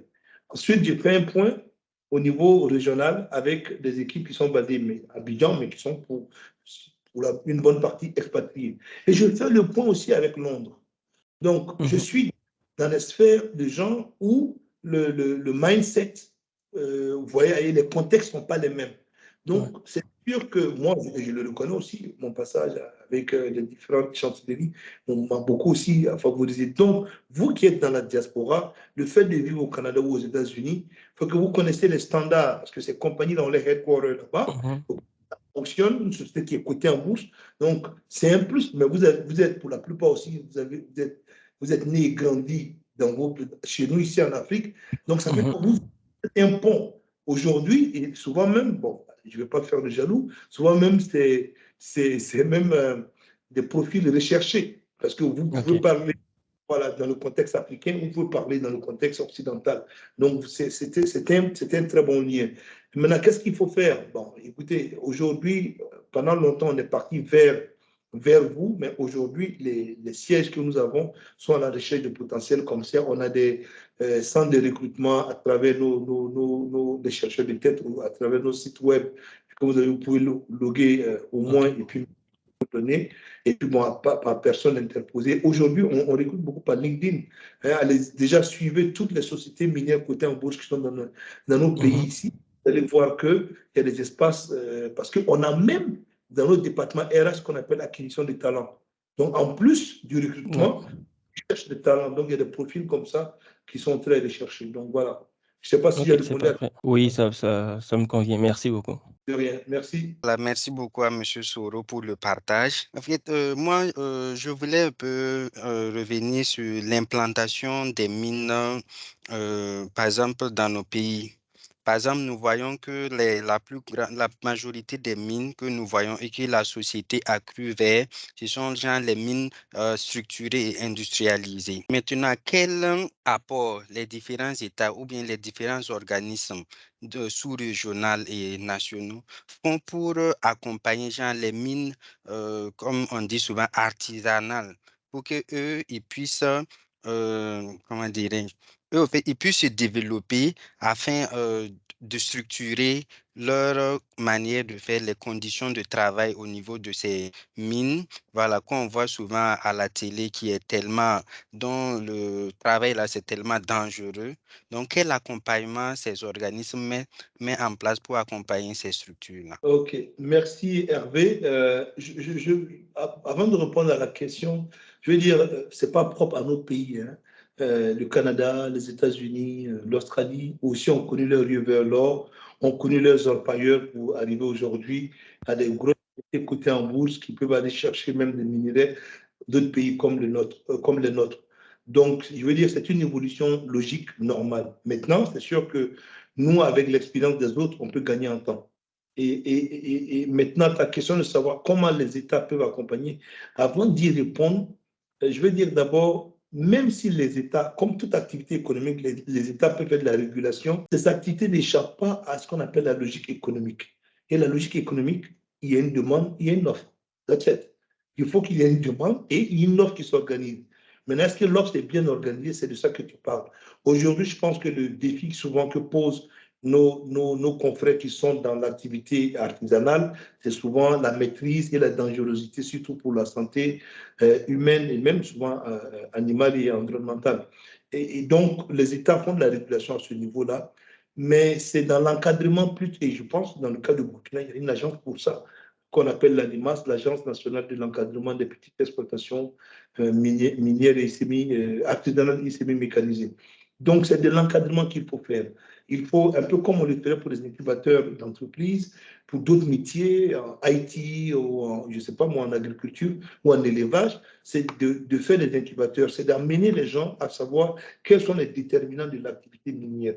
Actuellement, les gens le font sur le tas comme ça, avec tout ce que cela comporte comme danger pour eux et même pour les autres. Donc, ce n'est pas, pour moi, je ne pense pas que c'est uniquement que par les textes, c'est dans l'encadrement. Mais encore une fois de plus, n'oubliez pas que même les mines industrielles que nous avons, la plupart des sociétés minières, donc il y a des taxes qui sont payées, il y a des fonds de réhabilitation, il y a des fonds de développement des mines semi-artisanales. Donc l'État peut disposer à travers les grandes mines de fonds pour encadrer davantage les petites mines. La difficulté que nous, on a peut-être, c'est que quand vous prenez un pays comme le Burkina, l'activité d'orpaillage, c'est une activité qui date d'au moins depuis le 15e siècle. Et aujourd'hui, qui fait vivre en 2 à 3 millions d'habitants. Et donc, il y a un défi social à encadrer ça et un défi de capacité de l'État. La fonction publique même burkinabé n'a que 150 000 personnes, tout au plus. Donc, il faut être capable de dégager comment on appelle, des ressources, aussi bien humaines, mais surtout financières, pour encadrer cette activité. Et c'est là tout le défi. Pour moi, ce n'est pas qu'une question de temps. L'autre point de votre question qui est important, et je vais faire rapidement, c'est le développement de l'entrepreneuriat dans le secteur minier. Je veux dire, aujourd'hui, les investisseurs nationaux, parce que quand on parle de contenu local, nous, on ne voit que la fourniture ou les emplois. Mais je parle aussi de l'investissement local. Donc, des gens d'affaires, des femmes et des hommes d'affaires burkinabés, ivoiriens, maliens, et j'en passe dans notre continent, peuvent aussi investir dans le secteur minier. Et ça passe, c'est simple. Hein? Vous avez une grande mine, c'est peut-être l'usine qui est grande, les forces sont grandes, mais vous avez une petite mine, mais la réalité sont la même. Donc, vous faites de la recherche, vous trouvez, vous défrisez un gisement, vous faites de la construction, vous l'opérez, ensuite vous le fermez. Donc, je pense que l'autre pan, au même titre que l'État doit encadrer l'activité, au même titre qu'il doit développer l'esprit d'entrepreneuriat dans le secteur minier, que les gens acceptent d'investir dans la semi-mécanisée et faire le travail aussi correctement. C'est une question de, si on parle de mathématiques, sauf que le rapport est plus supérieur à 1. C'est-à-dire que la petite mine que vous faites là, vous pouvez vous inspirer, comment on appelle, vous inspirer de la grande mine dans le même schéma. Le modèle, le processus opérationnel est le même. Donc voilà, pour répondre à votre question, là, et encouragement des investisseurs locaux à investir dans le secteur minier. Et pour que demain, eux aussi puissent prendre la relève. Pourquoi? On a des investissements qui viennent de l'étranger. Pourquoi pas, il y a des gens aujourd'hui qui peuvent investir, peut-être pas autant que ceux qui viennent de l'étranger parce qu'ils bénéficient de l'effet levier aux bourses, mais déjà avec des petites mines pour se faire les dents, comme on le dirait vulgairement, et puis apprendre dorénavant à faire les mines de façon beaucoup plus professionnelle. Je réponds à votre question. Hervé. Oui, c'est bon. Merci beaucoup, M. Soro. D'accord. Merci bien, M. Soro, pour ces réponses. Bonsoir, M. Soro, et bonsoir à toute l'assistance. C'est ce côté positif de M. Soro qui a fait que j'ai levé la main, parce que le genre, il tient au respect du genre. Et puis voilà, j'ai regardé, j'ai vu qu'il n'y a pas de femmes lever la main. Donc, je me suis dit, bon, il faut que je lève avant de voir Adjiratou lever la main. Bon, comme j'avais déjà levé quand même, donc je voulais quand même déstresser un peu l'assistance parce que ma question sera un peu plus vague et amusante. Et Monsieur Soro, j'aimerais savoir si j'ai l'ambition de devenir demain une Adama Soro, c'est-à-dire un Adama Soro femme, que dois-je faire? Ou bien si je veux que mon enfant qui est encore à l'université devienne un Adama Soro demain, alors que dois-je faire? Conseil pour toute l'assistance. Merci beaucoup. Merci Bernadette. Bon, écoute, je pense que Bernadette est vraiment une femme battante qui est une professionnelle du secteur minier, c'est vous dire, c'est une de nos logiciennes les plus expérimentées. Donc, pour les jeunes filles et les jeunes hommes qui veulent embrasser le métier de la logistique, donc, et il y a beaucoup de défis. Alors, pour répondre à la question, c'est difficile, hein. Je pense que, peut-être, conseil de façon générale, je pense que mon parcours, je le dois mais j'ai fait ma part. Et ma part, je le décrirai comme suit. D'abord, la conviction, c'est-à-dire la foi en soi. Vous ne pouvez rien faire si vous ne croyez pas vous en vous-même. Après, il y a plein de spiritualité qu'il faut éviter et tout, mais ce que je veux dire, vous-même croyez en vous-même. Déjà, même déposer un CV chez quelqu'un, vous voulez qu'on vous embauche. Et vous-même, vous ne croyez pas en vous. Donc, la première des choses, c'est de croire en soi. Et croire en soi, ça ne veut pas dire de ne pas avoir de remise en cause, c'est différent. Mais je sais de quoi je suis capable. Mais je sais de quoi je suis pas capable.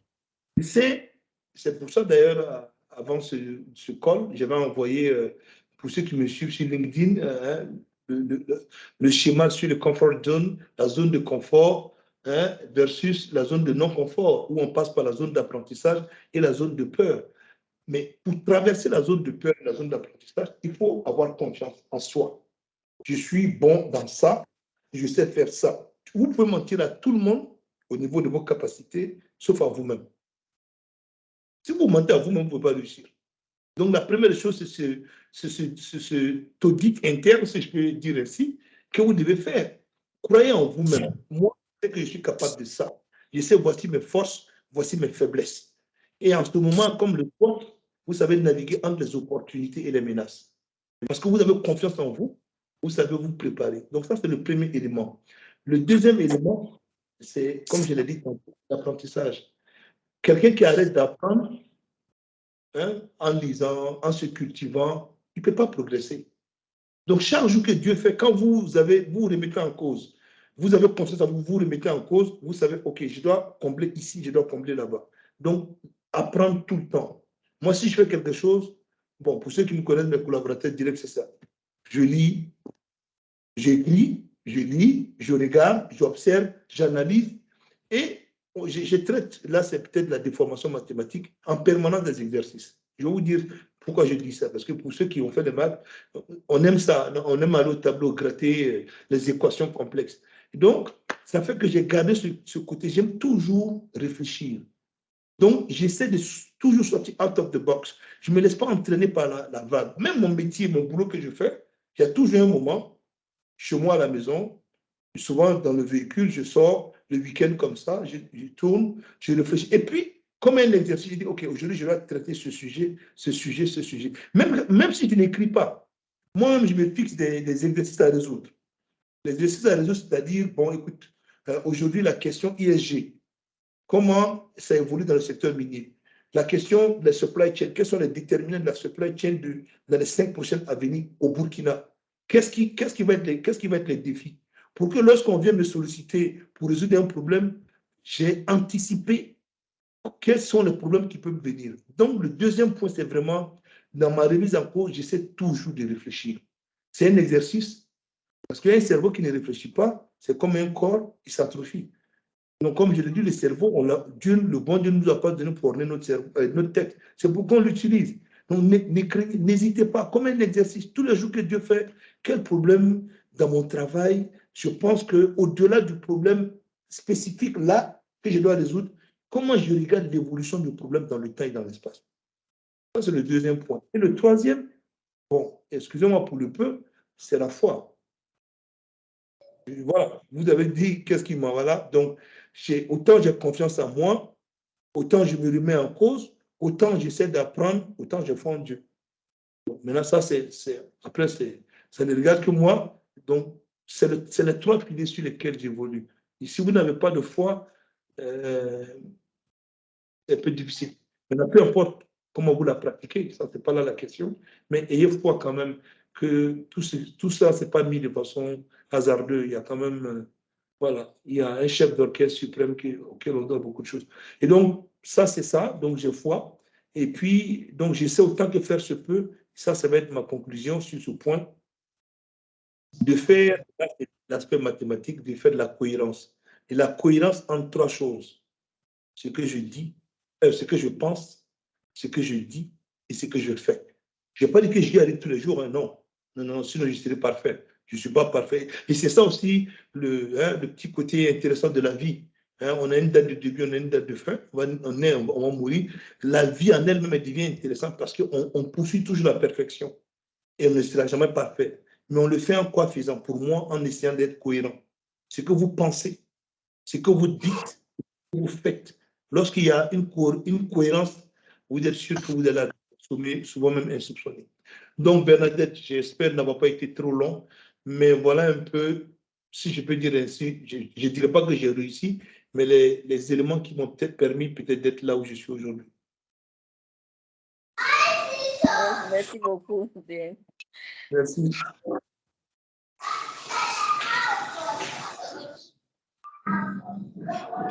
Alors, merci bien, Monsieur Soro, pour cette série de questions-réponses. Mais j'ai d'autres questions pour vous. C'est par rapport à vos goûts. Messi ou Ronaldo? Ah, ben, ceux qui me connaissent, je suis Ronaldo. Maintenant, je suis Ronaldo à cause de son sens de l'abnégation au travail, voilà. Donc, même Messi, je pense que lui, c'est du talent pur. Je pense qu'il y a quelqu'un en ligne à qui ça va faire plaisir. Mais pour moi, le GOAT, c'est Ronaldo. D'accord. Et plutôt matinal ou tard? Je dirais pendant longtemps, couche tard, mais depuis un certain temps, peut-être lié à l'âge, je commence à être lève tôt, mais je suis plus couche tard quand même. Sport ou méditation, Monsieur Soro? Un peu les deux quand même. Un peu les deux. Méditation beaucoup plus, mais moi, avec l'âge aussi, il faut, comme j'ai dit, hein, il faut que entre le corps, l'esprit et puis l'âme, il y ait une cohérence. Donc, j'essaie de faire un peu plus de sport. Je fais pour ne rien vous cacher, je fais plus de, comment on appelle, du vélo, voilà, en salle avec des amis, et ça se passe bien. D'accord. Alors, Monsieur Soro, j'aurais appris que vous êtes un grand bossard et que vous ne vous reposez jamais. Et qu'on vous a même surnommé le taureau, parce que vous êtes un fonceur. Par simple curiosité, nous aimerions savoir combien d'heures de sommeil vous avez par jour avec ces 3 portefeuilles que vous occupez. Ah ben, comme je suis plus tard, j'essaie d'avoir au moins 5h30 de sommeil. Au moins. Bon, je n'y arrive pas toujours, mais au moins 5h30. Quand j'atteins 6 heures, je pense que je suis totalement reposé. 5h30, c'est bon. 5 heures, c'est la limite. En bas de ça, je ne suis pas du tout reposé. Mais je ne pense pas que c'est le bon conseil. Le bon conseil, c'est quand même de se reposer entre 6 et 7 heures quand même, au minimum. Après, ça dépend de l'âge. Monsieur Soro, c'est vraiment inspirant, toutes ces réponses, mais je ne suis pas d'accord avec vous par rapport à Messi ou Ronaldo. Le GOAT, c'est Messi, bien évidemment. Bon, allez, d'accord. Allez. OK. Super. Donc, on voulait vraiment vous dire merci parce que nous tirons vers la fin. Nous avons largement dépassé le temps qui était réservé pour cette rencontre. Nous savons qu'avec vous, on peut passer des heures et des heures entières à échanger et on ne sera jamais rassasié parce que vous avez beaucoup à nous donner, vous avez beaucoup à donner à la jeunesse et nous verrons dans quelle mesure essayer de multiplier ces genres d'occasions parce que je sais qu'il y a beaucoup de gens qui veulent toujours échanger avec vous, qui veulent vous poser des questions. Vous voyez, il y a toujours plusieurs mains qui sont levées. Nous recevons des inbox de gens qui insistent pour poser des questions. Mais nous allons voir comment essayer de multiplier ce genre d'occasions. Pourquoi pas avoir des des échanges en personne avec vous pour avoir beaucoup plus le contact.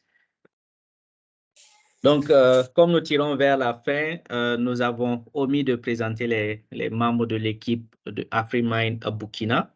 Je voudrais insister en disant que nous avons aussi parmi nous nos collègues de la Côte d'Ivoire. Bamba, si tu es là. Bonsoir à tous. Bonsoir, M. Soro. Ah, bonsoir Bamba. Ça, c'est mon nom côté maternel, ça. Hein? Okay, salut. Ah, c'est super. Avec toi aussi, vous êtes mentor. Oh, ok. Et Tisha Gadebougou. Ah, ok, Letty, ok. C'est ma collègue. Enchanté. C'est que de tout faire. Quand je vais me dire de tout faire, je vais vous ressembler. Parce que lorsqu'elle me voit parler, elle pense que j'ai plus ou moins, je tiens un peu vers vous.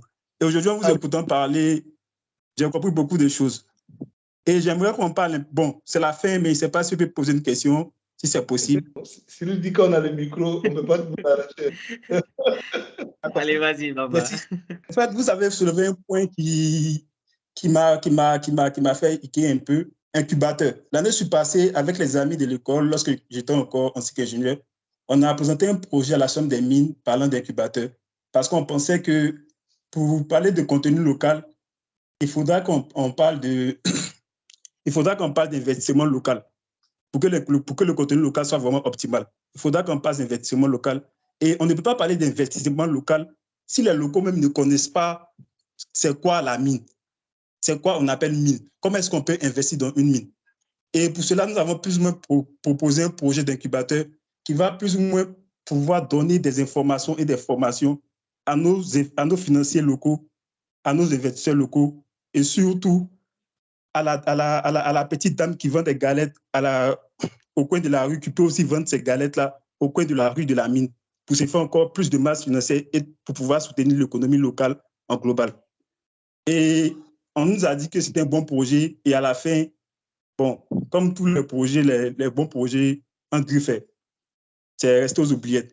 Mais moi, personnellement, j'y crois. Hein. J'y crois. C'est un projet que sur lequel je continue de travailler avec mes amis. Et je pense qu'un jour, dans une autre position, on pourra y travailler. Ça va vraiment rassurer de savoir qu'un homme comme vous pense comme cela également. Sinon, ma question, c'est plus intégration africaine ou intégration ouest-africaine. En tant que président de l'organisation de la Chambre des mines d'Afrique de l'Ouest, qu'est-ce que vous avez prévu pour pouvoir permettre un transfert de compétences, non seulement au niveau de la formation entre les jeunes de la Côte d'Ivoire et du Mali et aussi du Burkina, mais aussi au niveau de la compétence entre les jeunes de la Côte d'Ivoire, du Mali et du Burkina. Parce qu'il faut dire que le gap de formation est vraiment très éloigné. Il y a un grand gap entre notre formation et pourtant, on nous dit que les mines et ce qui est sont sans frontières. Donc, c'est là ma question. En matière d'intégration africaine, qu'est-ce que vous avez prévu pour ces jeunes-là? Merci. Merci, Bamba. Au niveau de FEDCOM, alors on a tellement de défis. Il faut savoir que FEDCOM, déjà, ça a à peine 5 ans, et enfin 6 ans bientôt. Et les défis, d'abord, c'était l'intégration au niveau des textes.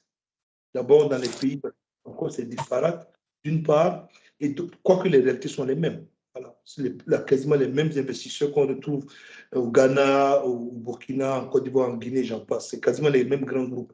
Donc, les réalités sont les mêmes, mais les textes n'étaient pas les mêmes, d'une part. Donc, nous travaillons beaucoup avec la commission de la CEDEAO là-dessus. Et deuxièmement, comme moi j'ai dit, moi j'aime l'intégration qui a pour driver déterminant l'économie. Donc, aujourd'hui, on est en train de regarder les synergies. D'abord, au niveau du contenu local. Dans le contenu local, il y a les deux aspects. Le premier aspect, il y a 3 aspects, mais les 2 aspects majeurs, c'est la fourniture des biens et services. Et deuxièmement, c'est le travail, avec les emplois. Donc, on travaille pour l'instant sur le premier point.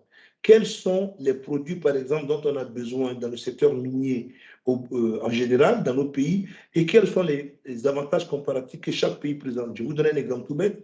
Vous prenez la chaux, c'est un produit clé dans le processus de transformation de traitement du minerai au niveau de l'usine pour faire baisser le pH. Et aujourd'hui, la chaux, on l'importe quasiment de hors continent.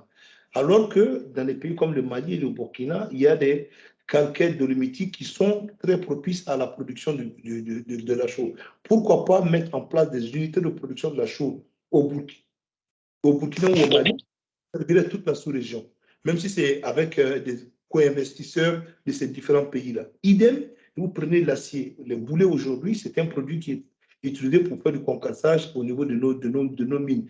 Mais on importe quasiment hors continent, alors qu'il y a des potentiels de la ferraille, parce que c'est de la ferraille à la base, et en Côte d'Ivoire et au Ghana. Pourquoi ne pas mettre des unités industrielles là-bas avec des co-investisseurs de tout l'espace CEDEAO? Non. Et ensuite, la question de l'énergie. Donc, on travaille beaucoup plus ça d'abord, parce qu'une fois que vous avez cette intégration économique et matérielle, ensuite, le volet, comment on appelle, intégration au niveau du contenu local humain devient beaucoup plus facile. Donc, on regarde. Aujourd'hui, moi, je pense peut-être faire des Olympiades au niveau de EFETCOM pour tous les pays, parce que déjà, que l'étudiant, comment on appelle, ivoirien, et connaisse ce que l'étudiant ghanéen ou le jeune professionnel ghanéen connaît en matière de mines, ainsi de suite. Déjà, voilà une initiative qu'on pourrait peut-être porter avec à Freemind, c'est-à-dire aujourd'hui faire des Olympiades au niveau de la sous-région pour permettre à nos jeunes professionnels ou nos jeunes étudiants du secteur minier de se connaître, d'apprendre à se connaître et connaître leur réalité. Et c'est comme ça ce que nous, on n'a pas eu, ce que nos aînés n'ont pas eu, que vous l'ayez pour mieux préparer l'avenir de demain. Donc, oui, on a encore des pistes sur lesquelles on travaille d'abord pour renforcer l'ancrage institutionnel et des textes au niveau de FEDCOM, et en commençant par l'ancrage économique sur tout ce qui est contenu local et les chaînes de valeur et de transformation. Et enfin, travailler beaucoup sur les curricula et sur Donc, ça commence déjà par permettre aux gens de se croiser, de se rencontrer. Et à partir de là, va éclore des idées que vous ne pouvez même pas imaginer. Donc, voilà, j'essaie d'être un peu synthétique sur la question. D'accord. Merci, M. Soro, c'est épatant. En tout cas, je reste convaincu que l'intégration africaine va se faire que par le business. Et exactement. On va parler des mines lorsqu'on va développer des moyens de pouvoir communiquer sur ce secteur qui est encore flou pour nombreux investisseurs locaux. Tout à fait. Merci, M. Soro. De rien. Merci, M. Soro. Merci, Bamba. Donc, je disais à quelqu'un tout à l'heure, il dit Bamba Mayude. D'accord. Bonsoir, Adama Soro. Bonsoir, Cyril. Bonsoir, Bamba. Bonsoir à tous les autres participants. Bonsoir. En fait, moi, je suis étudiante en mine et géologie. Ma spécialité, c'est l'exploitation et le traitement des eaux, mais j'apprécie vraiment beaucoup le secteur des mines et surtout au niveau de l'entrepreneuriat. J'aimerais savoir comment est-ce que nous qui sommes jeunes, c'est-à-dire on n'a pas encore 25 ans, mais on veut investir dans le domaine des mines. Comment est-ce qu'on peut s'y prendre pour investir dans le domaine des mines afin d'être acteur de développement dans nos différents pays? C'était un peu ça ma question. Merci, Katiana. C'est une excellente question. Déjà, mine et géologie, c'est très bien. Bravo et félicitations. C'est ça, justement, je disais, de plus en plus, on voit de jeunes filles et de jeunes femmes s'intéresser au métier parce que malheureusement, encore, on a un taux au niveau genre très faible. Il faut travailler à encourager ça. Je sais qu'il y a certaines contraintes liées aussi à la condition féminine qui font que, comme les mines sont sur des sites distants, ce n'est pas facile et on y travaille. Donc, quand on voit des jeunes dames comme ça, on ne peut que vous encourager. Écoutez, quand on parle de contenu local, il y a beaucoup dans le streamline du secteur minier, il y a beaucoup de business qui sont liés aujourd'hui. Il y a beaucoup de firmes locales qui font tout ce qui est analyse des eaux. Il y en a qui font, comme on appelle, les études environnementales, parce que toute mine a besoin d'une étude environnementale en amont, pendant et en aval. C'est-à-dire que tout le temps, il y a des PGS, des plans de gestion environnementale et socio-économique, donc que des firmes doivent, et aujourd'hui c'est beaucoup d'argent voilà. Donc peut-être ça prend d'avoir une expérience vous-même, et puis après, montez certainement via les incubateurs, montez votre entreprise, et puis n'hésitez pas à aller, parce que je pense que ça aussi, on pense que tout le monde peut travailler dans les mines en tant que site minier, mais tout le monde peut travailler dans les mines en tant que secteur. Il faut plus te regarder en tant que secteur. Il y a une chaîne de valeur énorme qui n'est pas assez captée. Et je vous encourage demain à monter votre cabinet et puis à faire des études, des analyses d'eau ou des études de géochimie ou environnementales qui sont aussi bien sur le terrain que aussi bien au niveau documentaire. Donc, bon courage et puis voilà. Donc, on espère que demain, vous allez venir offrir des services à nos mines. C'est compris, monsieur. Merci pour le conseil. Je note. Merci. Merci, Katiana. Merci, monsieur Soro. Donc, Si vous le permettez, on va prendre Adjaratou pour clore la phase des questions. Oui, comme ça fait 3 hommes et 3 femmes. Voilà, ça c'est correct. Ouais. D'accord. Adjaratou. Bonsoir, Monsieur Soro. Bonsoir. Allô? Oui, bonsoir à tous. Ma question, c'était comment est-ce que les femmes, quel challenge est-ce que, en tant que femme dans le domaine, et la femme peut rencontrer dans le domaine minier, et aussi comment relever ces défis, voilà, dans ce milieu jugé à cognitivité masculine. En fait, moi, je suis étudiante en Health and Safety Management à Accra, ici au Ghana. Voilà. Merci Adjaratou. C'est une bonne question. Je disais tantôt en répondant à la question de Katiana qu'il y a des facteurs limitants qu'on peut relever, qui existent malheureusement. Quand il est limitant au sens mentalité, hein, parce que je ne pense pas pour moi que ce soit fondamentalement limitant. Mais bon, de quoi s'agit-il? Par exemple, au niveau du fait que les mines se trouvent sur des sites distants. Les mines sont dans des endroits très reculés, en rase campagne très souvent. Donc, c'est des enclaves industrielles. Donc, avec là-bas, il n'y a pas de vie de famille, c'est le célibat. On vit, c'est des sites, comme on appelle sites célibat. On ne vit pas là-bas en couple. Du coup, la condition féminine, pourquoi la femme doit donner la vie? La femme donne la vie. Voilà. Et donc, du coup, avoir un enfant, rester à côté de l'enfant, travailler sur la mine souvent, ce n'est pas évident. Mais de plus en plus, des mines commencent à travailler, à mettre des programmes en place. Je sais que, par exemple, le programme de breastfeeding, donc allaitement, a été amélioré sur certains sites où on donne beaucoup plus de temps lorsque l'ouvrier ou l'employé féminin donne vie, donc de pouvoir rester plus longtemps avec son enfant. C'est encore un défi, hein, parce que souvent dans nos propres pays, il y a des textes aussi qui vont. Si vous regardez par exemple dans nos textes, quand je prends le cas du Burkina, le congé d'allaitement, je crois c'est 3 mois. Je parle sur le contrôle des dames. Hein. C'est 3 mois, ce n'est pas suffisant. Donc, un enfant encore de 3 mois, le droit de l'enfant, c'est d'avoir sa mère jusqu'à un certain âge et ses parents autour de lui. Donc, ça, c'est un facteur souvent limitant, ce qui fait que lorsque c'est des postes dans les capitales, c'est facile, mais lorsque c'est sur les sites, avec les rotations, ce n'est pas facile. Deuxièmement, je parle de mentalité. Il y a cet aspect, excusez-moi pour le peu, les hommes, phallocrates de nos sociétés, qui fait que bon, tout homme aimerait avoir sa femme auprès de lui. Donc, le fait de travailler sur la mine, en des rotations 6-3, ça crée souvent un mal-être ou un mal-être dans certains couples. Et je suis bien placé parce que j'ai vu pas mal de dames au niveau de certaines mines venir se plaindre et puis on a essayé de remédier, notamment. Je dis toujours cette anecdote. J'ai vu que pendant la Covid, lorsqu'on mettait les gens en quarantaine dans les hôtels à Ouagadougou avant de les déployer sur le site minier, les hommes, ça se passait bien, mais à un moment donné, les femmes sont venues se plaindre parce que les maris pensaient qu'elles allaient dormir une semaine dans un hôtel et ils se faisaient des idées. Donc voilà.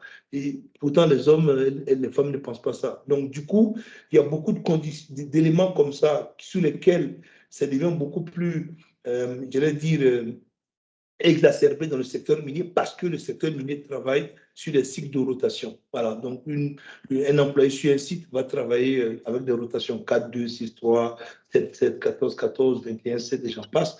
Et donc, ça fait que la femme, fatalement, se retrouve dans des positions où elle n'arrive pas à être en famille et donc, ça génère d'autres types de problèmes que dans le cas de l'homme ne se pose pas, ce que je trouve tout à fait injuste. Alors que lorsqu'on regarde la productivité, on se rend compte que non, contrairement à ce que vous pensez, beaucoup pensent du moins, la productivité des hommes n'est pas supérieure à celle des femmes, surtout dans le secteur minier. Je peux vous dire, on a des bonnes dames qui conduisent des dumpers, ce sont ces espèces de machines qui vous transportent souvent 100-150 tonnes de minerais, et c'est des mastodontes. Donc rien que le gabarit, c'est comme si vous entreposez 3 à 4 conteneurs, mais des petites dames, même pas 1,60 m, sont les meilleures. Hein. Pas d'accident de travail, des performances exemplaires. Donc, scientifiquement, il n'est pas démontré que l'homme est plus productif que la femme dans le secteur minier, au contraire. Et donc, je trouve dommage quand même souvent qu'il y a des facteurs limitants qui sont liés souvent à nos pesanteurs sociologiques. Ce n'est pas propre aux sociétés minières, mais à nos pesanteurs sociologiques et souvent de nos textes aussi. Mais heureusement que les mines, certaines mines en tout cas, travaillent à améliorer ça parce qu'on s'est rendu compte qu'avec les femmes, souvent, on a une productivité meilleure. Et désolé de le dire aux hommes, souvent même un peu plus de suivi dans le travail. Donc, je ne sais pas si j'ai répondu à ta question, mais en tout cas, j'encourage les dames à postuler le secteur minier, vous êtes aussi compliqué que les... Voilà. OK. Oui, merci, monsieur So. OK. Bon. Merci bien, monsieur Soro. Je pense que c'est la dernière question. Donc, nous allons tirer vers la conclusion parce que nous sommes largement au-delà du temps qui nous est imparti, mais nous savons que la conversation est très, très intéressante. Nous voulons maintenant vous donner la parole pour un mot de fin. Si vous avez quelque chose, un dernier conseil, un dernier mot à dire à tous ces jeunes qui vous suivent depuis bientôt 2 heures, donc du Burkina, de la Côte d'Ivoire, de la Guinée, de la France, de la Guyane, et ainsi de suite. Je pense qu'il y a autour de 9 nationalités qui se sont enregistrées et on a reçu presque 400 inscriptions, mais je pense que pour la rencontre d'aujourd'hui, et on a tourné autour de 80-90 personnes. Merci. D'abord, remercier tous ceux qui ont pris de leur temps pour participer à ça. Remercier AfriMine, le bureau. Vous formuler mes vœux de succès. D'abord, mes vœux de bonne heureuse année à tous les participants et de succès à AfriMine. Et dire que c'est un plaisir pour moi de partager ces quelques minutes avec vous sur ma propre expérience, mais surtout sur ma foi au secteur minier. Et le fait que c'est un secteur vital, c'est un secteur périn, même si les mines ont une durée limitée dans le temps. Et qu'il vous appartient en tant que jeune Africain, en tant que jeune leader de demain, de vous l'approprier. Aussi dans tous les paliers, dans les emplois, dans l'investissement et aussi dans la fourniture. Parce qu'on ne le dit pas suffisamment. Tout le monde voit, je vais être employé dans la mine, mais je peux être fournisseur de la mine aussi, et je peux être demain investisseur dans la mine. On a parlé tantôt des incubateurs. Et donc, il vous appartient demain de faire la mine de demain. Et la mine de demain a beaucoup de défis. Les défis environnementaux sont beaucoup plus multipliés parce que nous sommes dans un environnement de climate change. Les défis aussi d'opérer dans des espaces beaucoup plus limités parce qu'on ne peut pas de façon inextensible s'étendre. Et extensible du moins s'étendre, et j'en passe. Donc, il y a beaucoup de défis, mais de bons défis. Il ne faut pas conjuguer le défi avec le problème. Il faut plutôt conjuguer le défi, comme le disent les Chinois, le yin et le yang. Lorsqu'il y a un défi, il y a aussi une opportunité. Il faut garder ça à l'esprit. Et sortir, comme c'est pour ça que j'aime le deuxième volet de AfriMine, sortir des biais. C'est-à-dire que vous êtes parti à l'école, vous apprenez un métier, vous avez une formation. Vous ne pouvez pas voir comme l'homme de la rue, ah, les miniers, ça vient, ça vole, ça pille. Non, c'est à vous de faire ça que cela va changer aussi.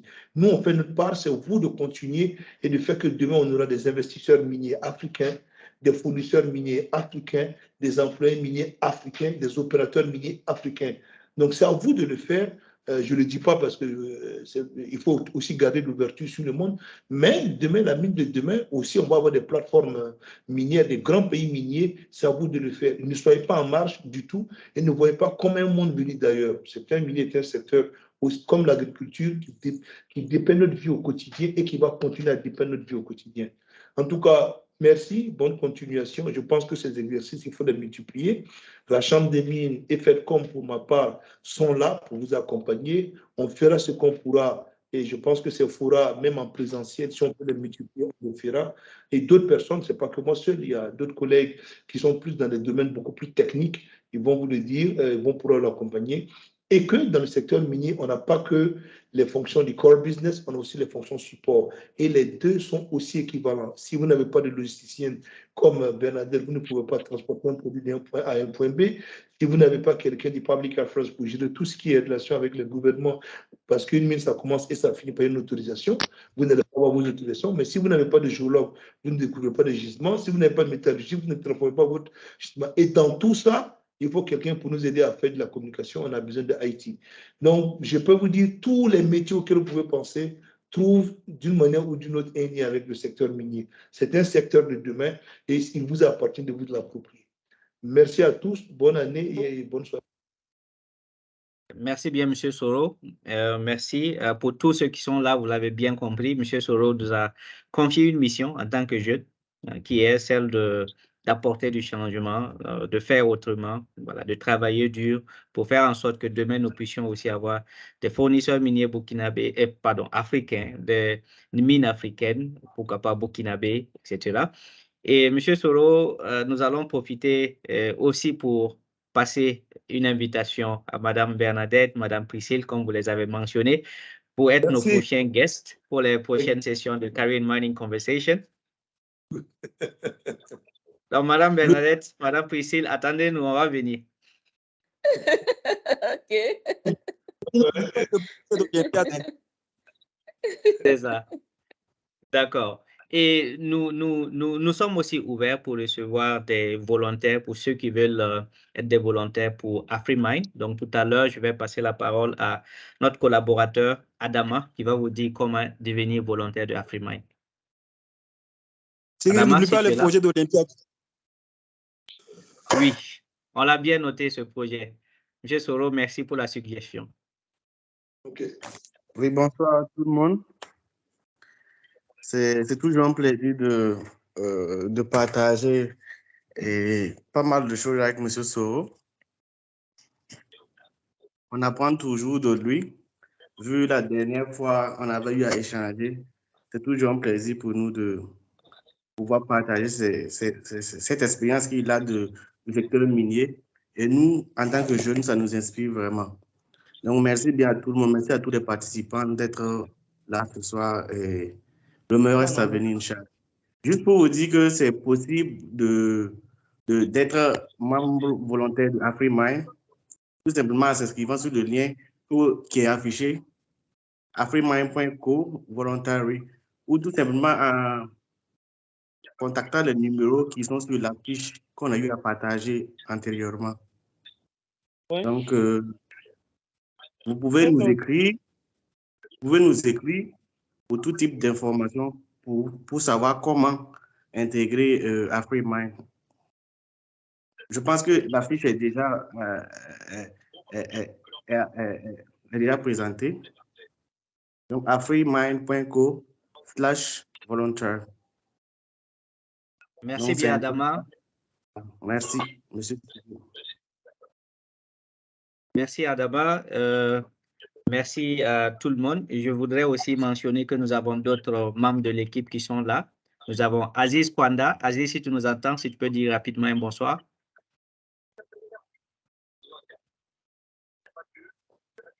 Bonsoir à tous. Bonsoir. Et nous avons aussi Mounira Onadia. Mounira, si tu es là.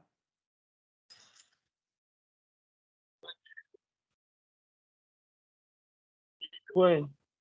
Bonsoir à tous. Bonsoir. Et on a aussi Monsieur Sosa qui n'est pas là avec nous ce soir. Juste pour dire merci à toute l'équipe pour l'effort fourni. Merci aussi à toute l'équipe de AfriMine francophone, l'équipe de Côte d'Ivoire notamment et l'équipe de la Guinée qui nous ont soutenus tout au long de cette activité. Merci à l'équipe de AfriMine au niveau global, notamment à Toby qui est là. Toby, le lead director de AfriMine. Toby, thank you very much for being here, for staying with us for a little bit over 2 hours. Et maintenant, si vous permettez, je vais juste donner la parole à Valérie pour nous donner le mot de fin.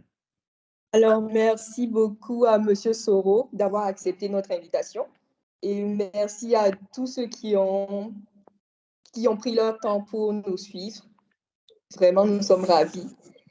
Donc, c'était notre premier guest notre premier Career in Mining avec M. Adama Soro.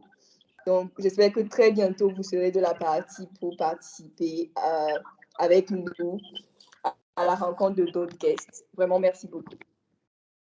Merci. Je pense que quelqu'un va couper ma tête parce que j'ai oublié de la mentionner. Rabi, que nous appelons affectueusement la maman de l'équipe, que j'ai oublié de présenter. Rabi, si tu es là. Je suis là.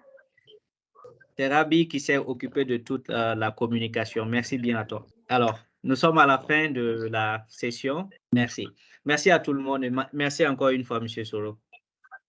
Merci à tous et bonne soirée. Merci. Bonjour. Au revoir, bonne soirée.